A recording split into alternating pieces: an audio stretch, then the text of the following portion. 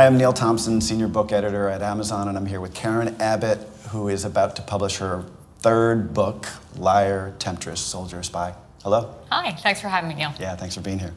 So, tell us about the origins of this. Where did it come about? And maybe focus, too, on the four main characters of the book. Sure. I was living in Atlanta at the time. I never had thought much about the Civil War until I lived in Atlanta and realized, oh, they're still fighting the Civil War down here. And one day I was stuck in horrific traffic behind a pickup truck that had a bumper sticker that said, "Don't blame me, I voted for Jeff Davis."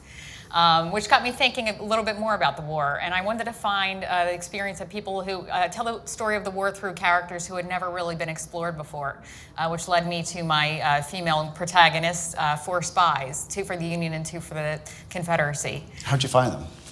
Well, I got lucky. Early on, I connected with the descendant of one spy, Elizabeth Van Lew, who was this Union sympathizer living in the Confederate capital of Richmond. And she was this daring, incredibly brave woman who actually orchestrated this far-reaching spy ring right under the noses of suspicious rebel detectives. She's living and working in Richmond as this society woman who sort of holds herself above reproach, and yet at the same time has this whole underground subterfuge going on and systematically trying to beat the Confederacy. She even managed to put a former family slave in the Confederate White House as a spy. And her relative gave me some really great details that have never been revealed before about her operation. So, Civil War, we don't think of it as a story about women and the role women played. Was that your goal, to sort of look at the war, not only from a female perspective, but from females actually fighting the war in their way? Yeah, I wanted to see what were women doing during the Civil War. I mean, their lives changed immediately. You know, they had to get used to the sudden absence of fathers and sons and husbands, and there was work for them to do. And some of them, you know, and how frustrating it must have been. They didn't have political discourse. They didn't have access to the vote. What could they do? And so these women sort of took that a step further and said, we're going to change the course of this war. We're going to step in and make some difference here. And so I found Belle Boyd, who was this rebel girl, 17-year-old, who starts things off by shooting a Union soldier in her home and taking it from there. Rose Greenhow was this older Confederate woman who had been the sort of doyen of Washington society until all of that fell apart and Lincoln was elected, and becomes a really important source for Jefferson Davis and Confederate generals. And then there was Emma Edmonds, who actually disguised herself as a man and enlisted in the Union Army.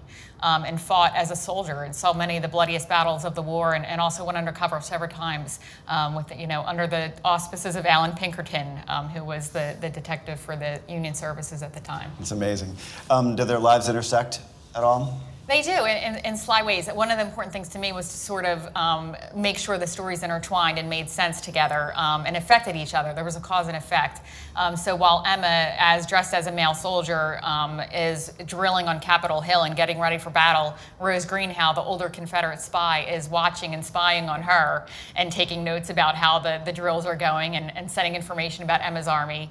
And so there are all sorts of overlaps like that cause and effect of the women's behavior. And I think some of the early reviews say it reads more like a novel than history. Fluid was one of the words. Yes. Well, I think I take that as a compliment. I think that Civil War, there's so much out there. I mean, just to corral the information into a story and that sort of reads like a novel is what was my goal. I just wanted to sort of bring these women to life and make people feel like they were experiencing the war as these women experienced. Yeah. So your previous books, Sin in the Second City and American Rose, this seems to continue this theme of looking at women in history who have lived these extraordinary lives. Yeah. How do you view this book fitting into your Well, I'm really interested in women who wanted to make a difference, but because of their time and place, weren't able to do that above board. They weren't able to be public about what they were doing. I'm interested in subversive women, women who had to be sneaky and sly, women who were mavericks, and yet, you know, they sort of found ingenious ways to accomplish their goals. Mostly, I'm just jealous of all of them. I wish they all lived lives I wish I could have lived. So. You wish you could have lived in a different era? I think it would have been much more interesting back then. Today, everything is sort of too above the surface. I like sort of peeking behind corners for things. Mm-hmm.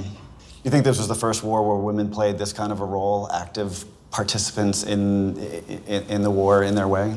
I do, and I think it's the first war where they started to become public about what they were thinking about war. You know, Confederate women openly spat on Union soldiers as they walked by. They would dump the contents of their chamber pots on them. They were very vocal about being Southern and their Southern pride.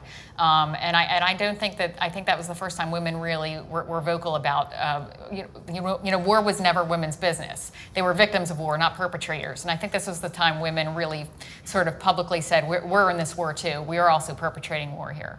Great. Well, it sounds great. Thank you. We're looking forward to it, and thanks for talking with us. Thanks for having me. Good luck with it. Thanks.